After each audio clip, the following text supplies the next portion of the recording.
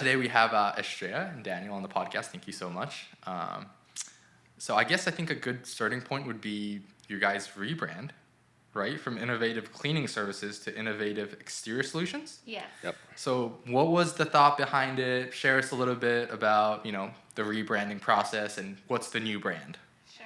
Go ahead. All right, so we went from innovative cleaning services to innovative exterior solutions. So the whole thought behind this was a lot of our customers were getting confused with our first name and the whole logo. The first logo had buildings on it, so everybody thought that we were janitorial cleaning, which we're not at all. So we really wanted to kind of rebrand. That way we give a better image, a more correct image to our customers. We also are trying to push more towards the residential side of the cleaning industry. And with that, I think we wanted to come out with something a little bit warmer, something a little bit funner, a little more colorful. So we got this cool little lizard now. Yeah. He's a chameleon. Chameleon, right? We haven't named him. Okay. I don't know if we're going to name him yet, but what do you think? I mean, we're still in that process. We just wanted to make sure that the customers got a clear message of who we are and what innovative, what we do and stuff like that. So we thought about it for a while because we would get a lot of calls and stuff like that. Like, oh, you guys clean, buildings or stuff like that. And Our homes.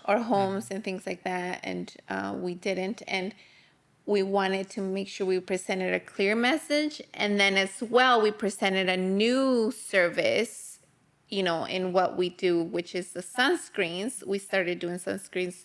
We've been in business about 6 years, and we started doing sunscreens about 1.5 years ago. Mm-hmm. And so it kind of just tied everything together because the sunscreens, again, is through the exterior. So the exterior solutions, that's where it, came in. Yeah, we're going to go in the next, couple of years, we're going to go really heavy on sunscreens. So it just didn't make sense to be innovative cleaning services when we're also making sunscreens now. Mm-hmm. So I think Exterior Solutions really touches on that and gives us a little bit broader view on what we do. Which is the window cleaning, the pressure washing, the gutter cleaning, solar panel cleaning, and then we make the sunscreens in our warehouse and we install them. So yeah. Definitely. Yeah, so you guys started on doing power washing, right? So window cleaning, power washing was the first service you guys offer? Yes, it was. And what was the progression look like to all the way to sunscreen? So we started off as a pressure wash company. We did everything completely backwards, okay? As business owners, they say never get too far into debt. We went and bought a, $30,000+ trailer, which was way too big for what we do. We're using this big old trailer to clean driveways and walkways. So we started off completely backwards, and we did everything you're not supposed to do as a business owner.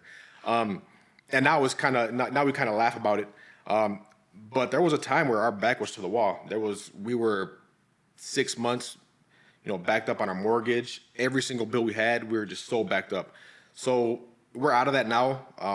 Thankfully, our customers really supported us and helped us through the hard times. So when we started pressure washing, we had no customers at all. We have this big fancy trailer. I took her family truck to pull our trailer around. There's a lot of pictures of it. I don't know if you go to our Facebook, you'll probably see pictures of that trailer and that poor truck. But we had no customers, backs to the wall, so we had to find another way to make money. So we said, you know what, we're not making enough money pressure washing because at the time we didn't know anything about marketing. We barely had a website. And then learning the Arizona market, right? Because we were new to Arizona as well. We came from Michigan, with dreams and hopes of Phoenix was just blowing up, 6.5 years ago. And it's we came with dreams and hopes of the opportunities that we were going to have here that we didn't have in Michigan. And so learning the market, it's completely different from the east side to here as far as pressure washing for residential. There's just not, people don't utilize pressure washing as far as residential here. So it was learning, and then we're thinking we're just going to be having all these calls from people, wanting their house washed and their driveway washed. And it was a big learning curve. Yeah, I mean, so much so where we were pay bills or buy food. And we're buying food, right? So we ended up, at that time, we were in Home Advisor. We were marketing through Home Advisor. So I said, you know what, let me play with these keywords and let me throw window cleaning out there and see what happens. So I threw window cleaning on our services. Again, never having cleaned a window in my life. And I threw window cleaning on there and we started getting calls and quotes, and people started accepting quotes because we were, at the time, probably the cheapest window cleaning company, on the market. We had no idea what we were doing. I went to Home Depot and bought, it's like a combo squeegee. It has a mop on one side and a squeegee on the other, right? So I'm in people's houses cleaning their interiors and exterior windows with that one squeegee and a mop. I looked completely unprofessional. But luckily, I was doing quality work, I guess, And the customer service. People like you. Yeah, they were, I love, clowning around with customers. But for the most part, they were liking the service and referring us, and we started getting a lot more traction for window cleaning. So we were able to start catching up on our bills. I was able, after about 6 months, I was able to buy a professional squeegee, and I was able to buy like a professional mop and a nice little, they call it a bucket on a belt. I was able to buy that kind of stuff, and little by little, we started looking more professional. And that opened our eyes, like, as far as the residential needs, right? So the window cleaning here in Arizona, it's huge. And for residential, the pressure washing, not so much. And that's where we started focusing on pressure washing, commercial, restaurants, driveways. That's the big niche, for pressure washing. Dumpster areas. I mean, we deep clean those. And then window cleaning for residential. And so that's just kind of how it started. The main things, pressure washing first, and then learning the market, learning Arizona, learning what the clients were asking for as far as residential, what the commercial clients were asking for. And then little by little, it was like, oh, do you guys do gutter cleaning? And then we were presented with the opportunity from to do solar panels, commercial solar panels. And we're talking about how many, like, just a lot of. Yeah, so I saw a big number on your website. Yeah, with the amount of panels you guys do. Yeah. So I mean, it progressed, and it's funny because you start a business with one focus, and little by little you start getting different avenues, right? You start getting, different doors start opening, and then you can either take advantage of it or just close the door. But at that time, we were reaching for everything we could possibly get. So now we're not reaching no more. I think we're good where we're at. We can't focus too much on more services. We got to really hone down what we have now. We're still working every single day on our processes and on marketing efforts, all that kind of stuff. You're never done working on that stuff, and we're always learning. So I think as far as services, I don't think we're gonna add any more for a little while. We're gonna focus just on window cleaning, pressure washing, the sunscreens, the gutter cleaning, and the solar panels. But the cool thing about us too, I just want to throw this in there, is that we can actually go to a house and we can clean basically everything from the roof to the walking surfaces on the exterior with one rig. So we could do the solar panels, the roof, the full house wash. We could do the driveways, walkways, windows, screens, you name it. One visit, everything done. One visit, everything done. Very nice. So with the dumpster cleaning, is that, because like I have no understanding about this space, like zero understanding, so help me. But is that something that has already been done by other companies, or like how did you come up with the idea, or was there just like a simple like people asking you? Like how did you guys start with that? So with the dumpster pad, the deep clean process that we use, every pressure wash company cleans dumpster areas. Okay. They do it for restaurants, So it's like a mini common malls. service. Common service, Yeah. definitely. What we do though, we actually came up with the process of how to take the dumpsters out. So we can go to any dumpster, probably anywhere in the city, and pull the dumpster out, clean everything underneath. What a lot of people don't realize, especially in the food industry, is that anything underneath that dumpster, it becomes food for Rats, anything. rats, Right? Yeah. roaches, bugs, you name it. And then they're hidden. They're underneath the dumpster. Nobody can touch them. So people can go and power wash around the dumpster. They can't get under the dumpster. So then whatever's down there is safe. Not with us though. We go in there, we pull the dumpsters out, and sometimes we see 200 cockroaches just scatter. We've seen rats, jump the walls, and we're like, man, I didn't know a rat could jump that high. But we've seen a lot of crazy things under these dumpsters. So that's what makes us a little bit different from other pressure wash companies out there, especially pressure wash companies that clean dumpster areas, such as food facilities, things like that. How do you do it? How do you pull it out? That is a trademark secret. Okay. But you know, if everybody knew, everybody would be doing it. Yeah. It's super easy. I used to work back in the day installing bank safes. So when they were constructing new banks, I worked for a company that will go in there and we'll actually put in the safes. We'll put in the huge safe doors. So I learned how to move very, very heavy stuff with minimal equipment. So when I looked at the dumpster area, I'm like, man, why aren't people taking these out? And I've seen hundreds of YouTube videos on dumpster cleanups, and nobody's taking them out. And I said, you know what? I think I told her one day, I was like, we got to figure out how to take these things out and then use that as marketing. Yeah. Because, you know, that's one of the reasons we have so many restaurants that we clean is because we remove the dumpster every single time. Oh yeah. And the before and afters are just amazing. day and night. They're amazing, yeah. Is there other things that you guys kind of, you know, have a better process than other companies, or like anything that you guys, because, you know, the dumpster removal, right, is like, it is innovative, as you guys have it in your name. Is there other services that you guys invented, or? Yeah. Solar panel cleaning. None of this is patented. You know, none is patented. But solar panel cleaning, for example, if you run into other companies or even solar providers that always tell you never put pressure washers to a solar panel, and they're absolutely right. You know, you can't go up there with your pressure wash wand and just completely, you know, soak the solar panel.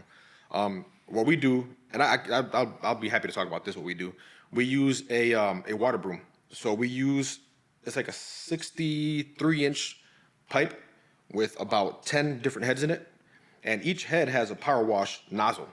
So when we're running, let's say 4,200 psi through to the water broom itself, each nozzle is only getting, I don't know, 400 psi.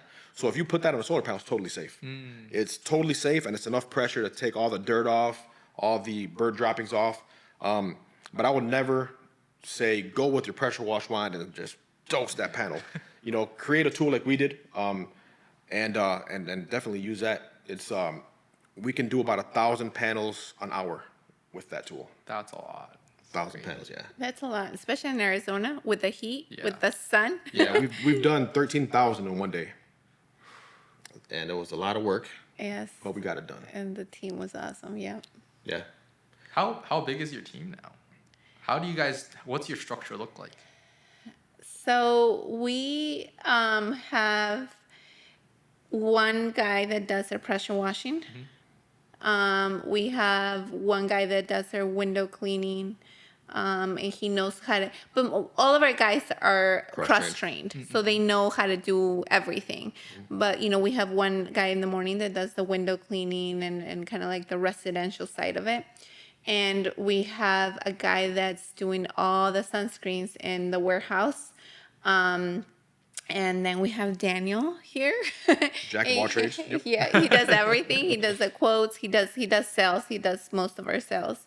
And we also have our office manager, Tanya, who recently joined us, and she's pretty awesome. She does all of our, you know, just office duties and over the phone quotes and, you know, customer service and stuff like that. So, and yeah, and I'm in there somewhere all over the place, but Managing, not yeah. outside. Yeah. That's So the only we're a place I small do. team, but we're highly effective, highly Yes. efficient. Yeah. Yes, our I guys mean, are just cross-trained and they do everything. give us the bird's eye view of you guys' operation, because I know you guys have, like you guys said, a lot of restaurants, residential, commercial. Like, give us kind of the scale that you guys operating, because like people that don't know, I know you guys are crushing it. Like, I want to hear the update. You know? Okay, so restaurants, I want to say we're doing about, you know, I never really count anymore. I know we're doing above 115 restaurants on a regular basis. Some of them we do every 4 months, some we do every quarter, some we do monthly. So our pressure wash game for the commercial restaurants is pretty strong. Solar panels, I think we're doing, if you put all the solar panels together, probably about 100,000 a year. We're doing all the Scottsdale School District solar panels. We do a lot of the work at the Sky Harbor Airport. You name it, we got a bunch of different little accounts that we do for commercial solar panels. Let's see what else. Sunscreens, we just got into sunscreens.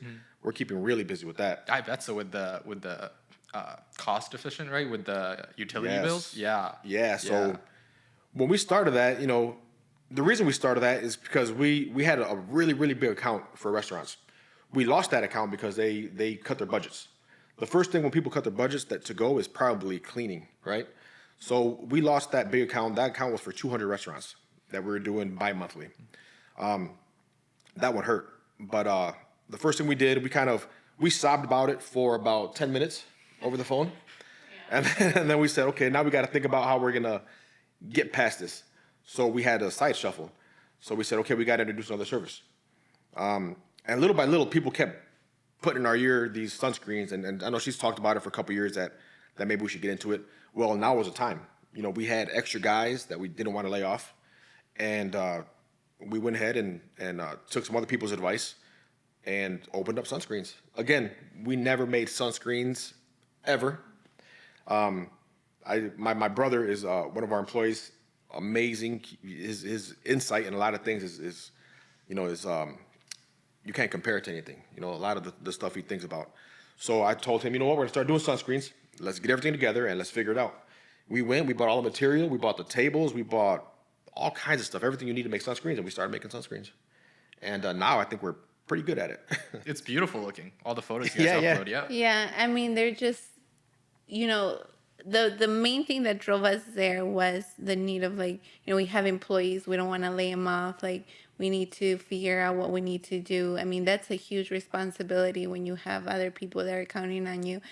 So that was the thing. But the biggest thing I think of it all was just such a blessing, because having sunscreens is such a residential and it's such huge need here in Arizona. And you start figuring that out once you buy your house, and once that sun is beaming through those windows, you feel the heat transfer, your bill's going up, and the AC is just kicking in constantly, and you figure that out quickly. So it's a need. It's and for us, it was lucky to, for us, I know that he can do anything. I know that his brother can figure anything out. So it was kind of like a no-brainer. And it just brings that residential side of it, which is huge. I mean, residents and, people are what keeps this economy going, because they're the ones that are keeping the cash flow going and feeding these small businesses and these small family-owned businesses, and that was huge for us. So, yeah. Yeah. So yeah. I mean, to get back to the question about the scope of it, I think that pretty much gutters is a little bit slow. The only times we really do gutters is kind of like in the summertime a little bit during monsoon season. Yeah. But but other than that, it's I think that's all we. Yeah. But I mean, sunscreen's just completely when it's probably going to come ahead of window cleaning, as far as the percentage and pressure washing. So next year, our biggest service is probably going to be screens. Screens. Yeah. That's crazy. Yeah. Yeah. So outside of the ways you guys offer creative solutions or services that you guys offer to all the clients, what is some key factors, or why do you think you guys grew so much? I think it was just hard work. I think we're just tired of getting the door shut on us so many times, and I think that just our grit and our dedication and hard work and the dreams you want, the way we want to see our family in the next 5 years, I think all that contributes to how hard we work and I think to all the decisions we make, really. Yeah, I mean, it's just like cycle breakers, or what do they call it? Like the like where like the we are, but in our own family, like as Want to far break the as cycle, right? break the cycle, and like we're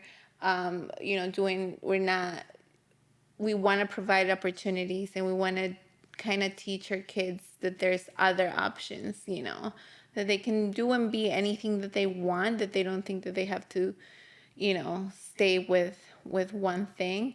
But I also think it's our, like our customers, our residential customers, the people that we network with, that, that they see how passionate we are.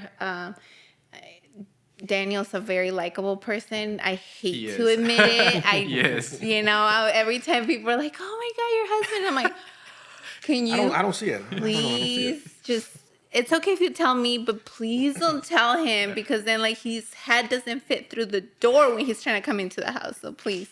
You know? I've heard it before, but I don't believe it.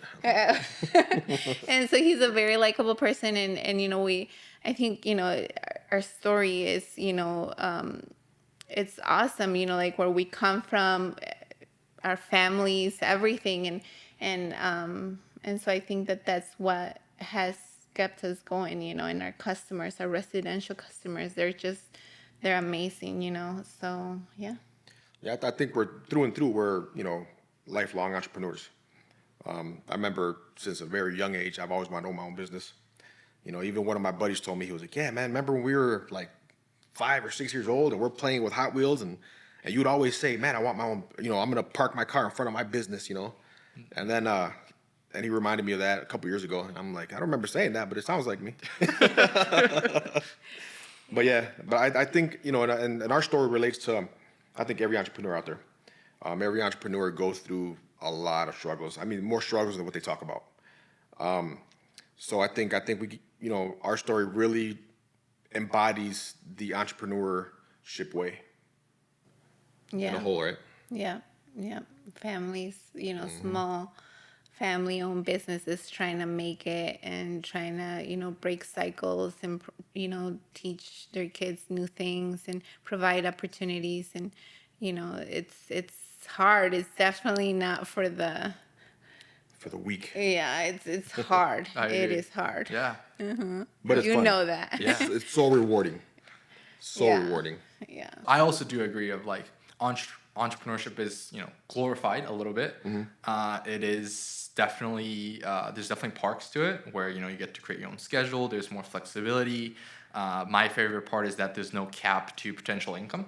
That I think that is my biggest not my biggest motivator, but I think if I think about the opposite where I used to work on a capped income, my attitude towards business is different.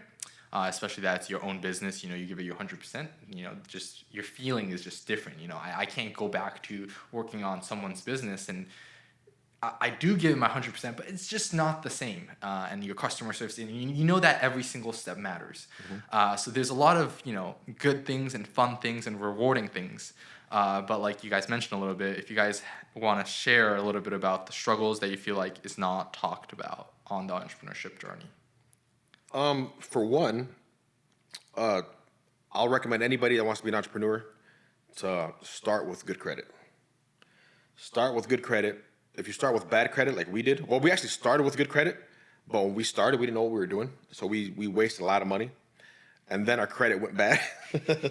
So start with good credit because good credit can open the doors for so many things, such as, lines of credit, credit cards. You're going to need money, So I think for one, definitely start with good credit. Like I said, we struggled so much with bad credit. We're still fixing the credit right now. Our credit's not perfect, and we're still trying to get it better. Because your business can be doing so much as far as the revenue. I mean, the revenue's there, but if you don't have the credit, the banks look at you sideways. So it's definitely one of the big lessons that we've learned. Yeah, and that's caused so much challenges. There's times you go to the grocery store. We used to go to the grocery store and I'm about to pay with a debit card and I'm like, man, I'm hoping this thing goes through. Yeah. And it's nerve-wracking. Yeah.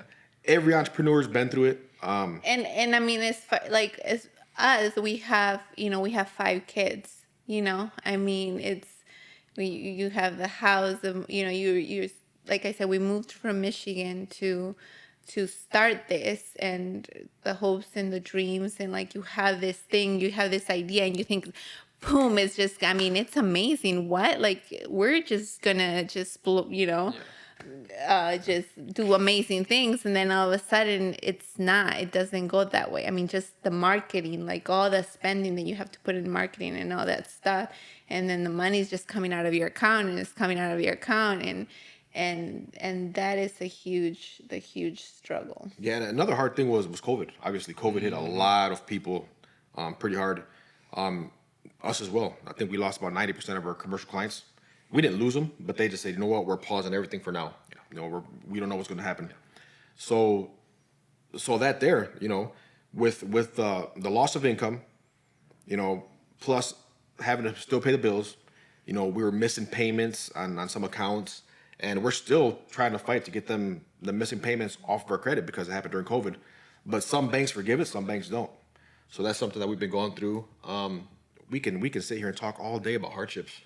Yeah, I mean, and then especially when when like I said, when you have kids and stuff like that, you gotta juggle everything. I mean, when we moved here and we knew we wanted to start a business, we didn't not have any family here. Or friends. No family, no friends, and it was like, okay, who's gonna watch the kids? We gotta do this, we gotta do that, and thankfully, our family, my mom stepped up. She moved here to help us for a while.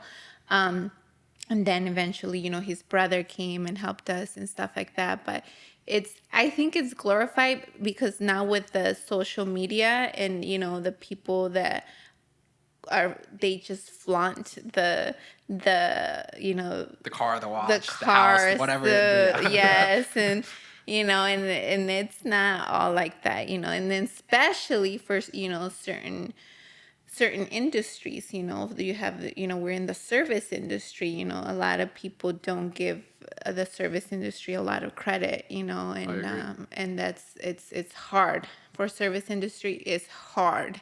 So, and there's certain people that expect, again, especially we were just having this conversation because of social media.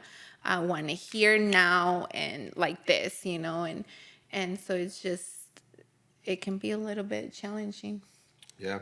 but it's fun. It's fun. It's rewarding. It's But yeah, rewarding. there's so many challenges that come with being an entrepreneur.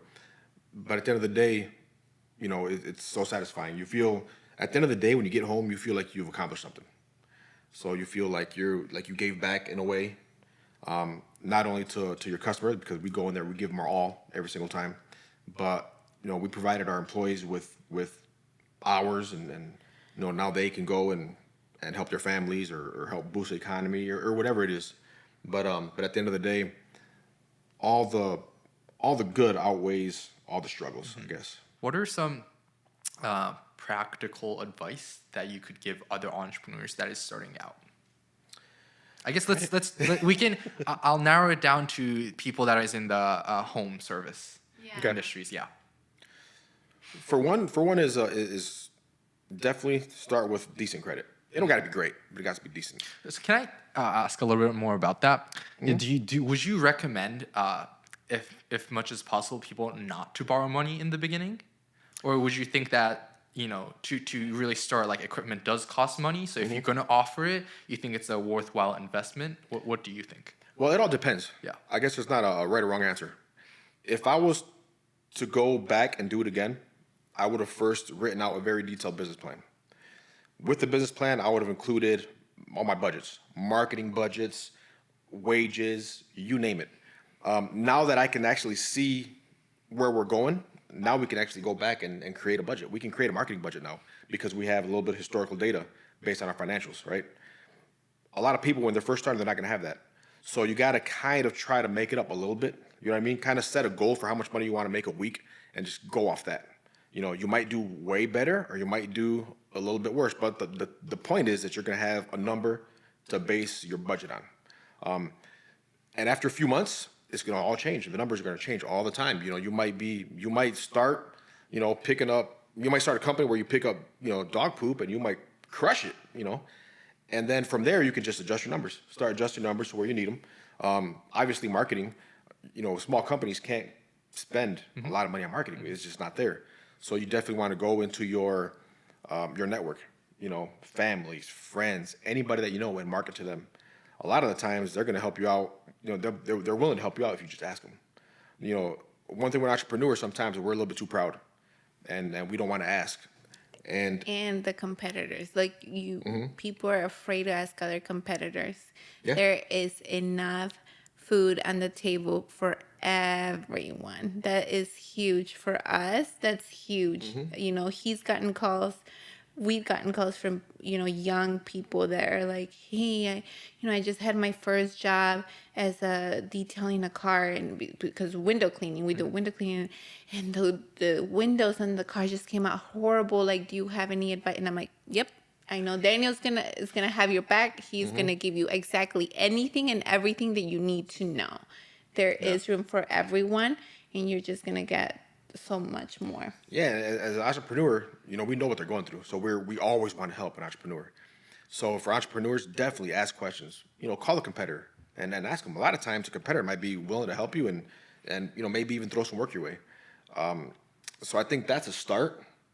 Can you think of anything else? Well, as far as going back to the borrowing the money, I'm not a finance person, but I always like, based upon what we've learned, I feel like if you really just know where you want to go, you have good credit, and you might get something, but maybe that's not your first.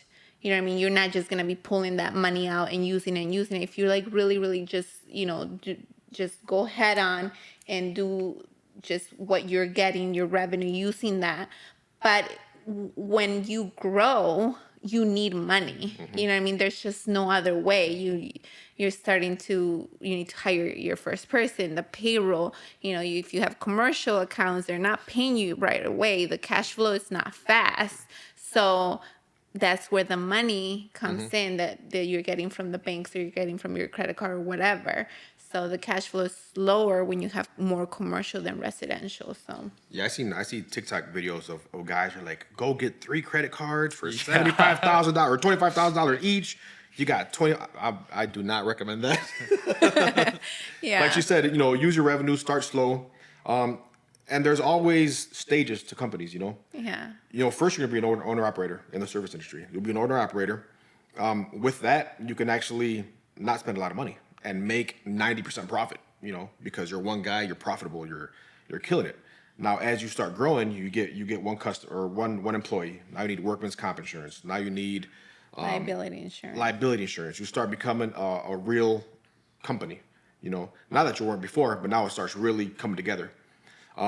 With every stage of growth, you're going to need a little bit of backing, a little bit of money. Now, whether you saved it in your revenue account or whatever it is, you can use that. If you didn't, like a lot of small businesses probably didn't, then that's when you'll go get the line of credit. You might look into a credit card. There's so many different options you can do when your credit is pretty decent. And always know your numbers. Know your numbers. Know your numbers. Know what you're spending, where your money's going to, where it's coming from, who, like, your marketing, where is it, the leads that you're getting, where are they coming from, who is giving me more leads, is it what I'm paying for the leads, or is it referrals? And that's where your energy is gonna go. And we didn't know this at the beginning. We made a huge mistake Yes. with Home Advisor. I don't mean to throw their name out there, but I think we threw 1 year. $17,000. Yeah, no more than that. I think it was like. I think it was. Was it 17? Yeah. I think it was like But that was $17,000. our beginning, and it's like. And we made like $4,000 on top of that, so the ROI was horrible. Yeah. Wait, you said $4,000 on top of that? Yeah, so we only brought home $4,000 off spending 17. At least we broke even, but it's not. Yeah, when you no. think about the time It's invested, no. That's one tough. thing. Yeah. For any entrepreneur, really, really know your numbers on where your marketing. Yes, not at the end of the year. Don't, like, oh, my numbers are, no. Know your numbers weekly, monthly. Know where your streams of revenue are coming from, who's bringing it in, and how is it coming in, and all of that stuff, like weekly, monthly, do all of that. And another thing I think we learned too is never to chase shiny objects. That's something our business coach was talking about a few weeks back, and I think we fell into that in the past multiple times. You fall into this, shiny object syndrome where somebody comes to you and says, "Hey, my marketing company can get you 25 leads a week. We charge $3,000 a month," and then we're like, 25 leads a week? That sounds good. You take my money. The next thing you know, you none of the leads are good. They're all, poor leads. And Yeah. Or we have this new app and nobody has it and you're going to be the first one and you're going to get this and this and this and that. And it's this is the new thing. So you're like, oh, okay. Or even with the services too, those can be considered shiny objects. And like he said, we learned this through our coach. We have a coach and it's like, that it could be, okay, let's get into now doing floors, well, why? Why are we going to get into doing floors, So, yeah, so that. And I would also say another advice is know your worth and don't go lower than, just even the standard for look at what your competitors are charging and stuff like that. And even I know when you start it's hard because you're just trying to get any type of revenue in, but if you know your worth, people are gonna pay you. It just kind of makes it hard for your competitors and others.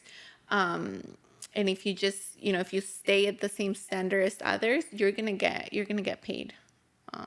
So yeah, definitely. I want to ask about the coach because I think, like you said, even finding the right coach could also be within like the shiny thing of like, like yes.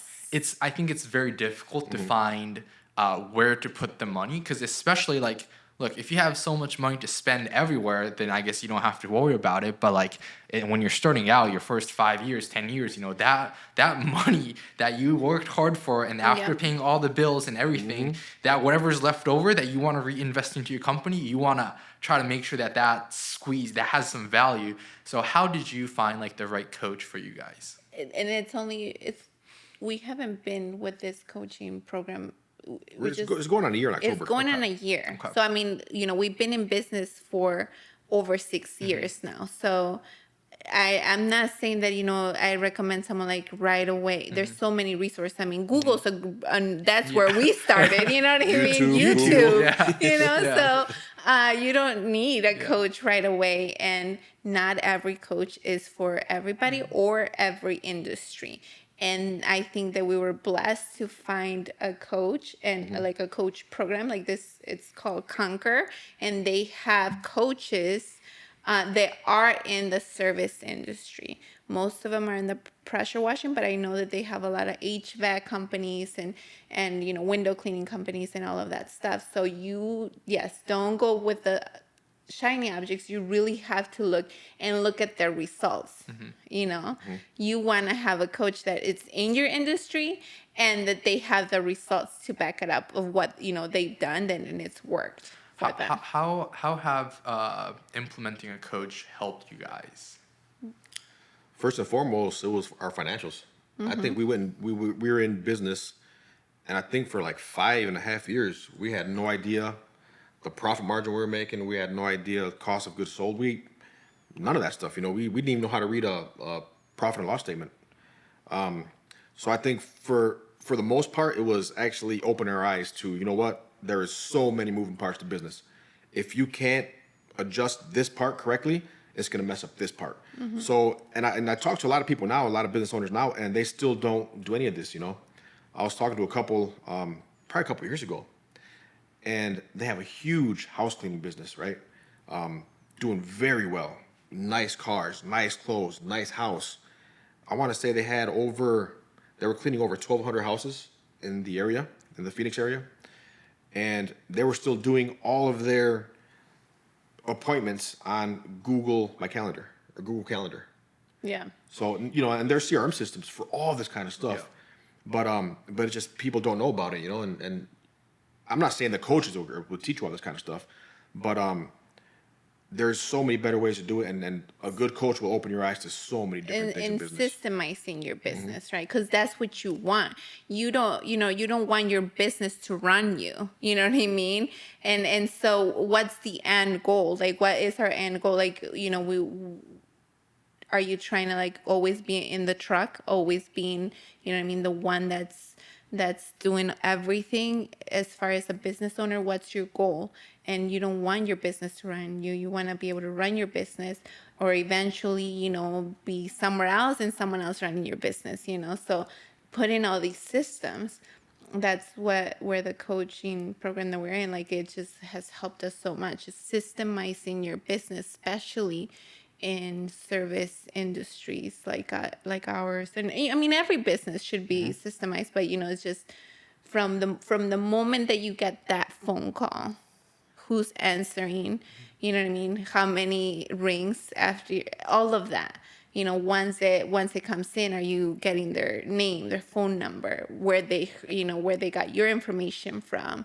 And if you didn't, for some reason, it was after hours, or how are you doing the follow-up? Is it 2 days after? Every single thing to the moment that you leave their house. And then tracking all that.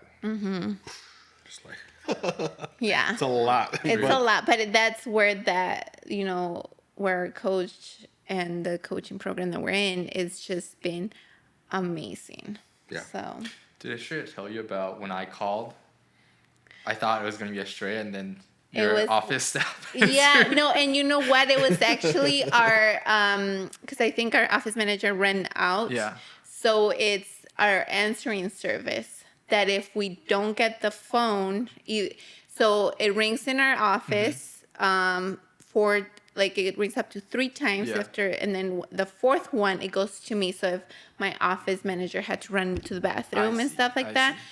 then, and if if I don't get it, then it's our answering people. There's that, it's Like just like a virtual call assistants. center. Yeah, Yes, yeah, the yeah. virtual assistant Yeah. just gets it, Yeah. gets the main Yeah. message, and then we get the email, we get the text, and we're See, that's on a it. great system, never to miss a phone call. Yeah. But Never. See, because like it's been a while since we talked. Yeah. I think you should just answer it. So like I didn't have a differentiator in my contact of like office and like personal. Yeah. So I would just call whatever. And I was hoping like someone completely not a straight answer. And I was like, yeah, it's Ken. And they're like, are you an existing customer? And I'm like, no. I'm like, where's Estrella? Like just You tell know them, me. like just They yeah, know that me. was yeah.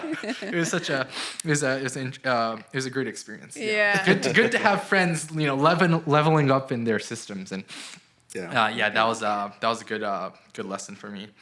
But Daniel, I feel like I want to touch on your work ethic, because I feel like you have tremendous work ethic.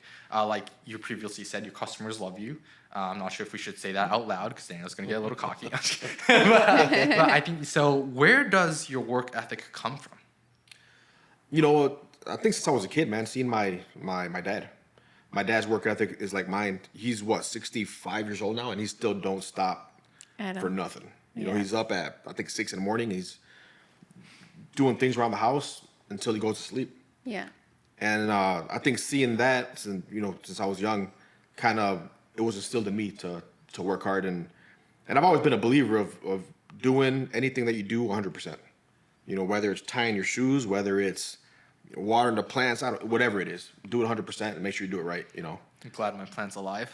Yeah. Yeah. Sorry, it's just interesting. you It's like got one of the that first right. things I've seen. That's why. I know. I saw the fan. I'm like, I need to get one for my plant. But yeah, it's just I try to do everything 100%, and I try to do it correct every time. Sometimes I get lazy, of course, we all do. Where I might, but you know what? I might not, mop this floor as good as I could. But for the most part, most of the time, I'm always trying to do my best 100% of the time, and I take pride in working harder than other people. Yes. I don't know. I just take pride. I love it. I'll challenge anybody. No, I'm just kidding. But I love working hard. I love sweating. I love being out in the outdoors. If I'm working with a group of guys or with our guys, I want to be the hardest worker out there. I never want to be shown up by anybody when it comes to work or that kind of thing. And if you ask our employees like that, that's exactly what they will tell you. He's not in the truck just like looking and seeing he's outworking them because he wants to be a perfect example. And it's awesome because they get pushed by that. They say, wow, like you're how old? Like you're, way older than us. And it has even encouraged our employees because we have a little gym set up in our warehouse. And it has encouraged our guys to work out because they're like, we need to keep up with you. Like we need to keep up with you. And yeah, so his work ethic and just ability to he never gives up, never. He doesn't let anything just bring him down. When when I get stressed out, he's the we just balance each other out, very well. And he, I know, and anything that we've decided to do, like my ability to trust that he's got me and our family and our kids, if in him saying like, hey, I want to do this, like I'm 100%, I 100% have his back because I know that he can do it and he has the work ethic and he is just runs circles around everybody. So Yeah. this is recorded. No, this is I like that. This is awesome. Is there any questions that I didn't ask that you guys might have wanted to talk about, or do you guys have any thoughts? I don't know. Do you? No, I think we talked a lot. Yeah, we did. Yeah. Cool. Then I guess I did a decent job asking questions, hopefully. Yes, But yeah, I recently heard something that like resonated with me, is that there's like two types of people that you interact with. And there's a type of people where after you talk to them and you go back, you say bye and you're by yourself and you're like, "Ugh, I need a nap. Like I'm tired." And then there's the other type of people that after you interact, you're like, I need to go work. That you get the energized. And that's kind of the feeling that I got from you guys of like talking. Sweet. Yeah. Thank you. Like, and that's always been the case. When we talk about business, I have my, entrepreneur friends and, there's a certain type of group of people where they're like motivated, hardworking. And after you talk to them, you're like, I got to go back and work. You get that energy. So I really appreciate, the vibes and energy and the work ethic you guys bring. Thank you. Yeah. Thank Yeah. you. I'll later on today, I'll be at home on the couch, just laid out because I'm worn out. No, but thank you because like we say, like it's sometimes hard to see what you have, like what you've accomplished until you start talking to other people and you're like, and they tell you like, oh, and you're like, oh yeah, we have done that. So that's why I said like the same thing for me, to see you and your growth and everything that you've accomplished and everything that you do. And on top of that, you're such a cool guy. You're such an amazing guy. And so to see that, I think it's pretty cool because we feed off of our energy and our journey that we've been through. So thank you for having us. Everything she said, definitely. Yes. Definitely. Well, thank you guys for being on the podcast, and I'll see you guys around. Okay. Thank you, Ken. Appreciate Thank it. you.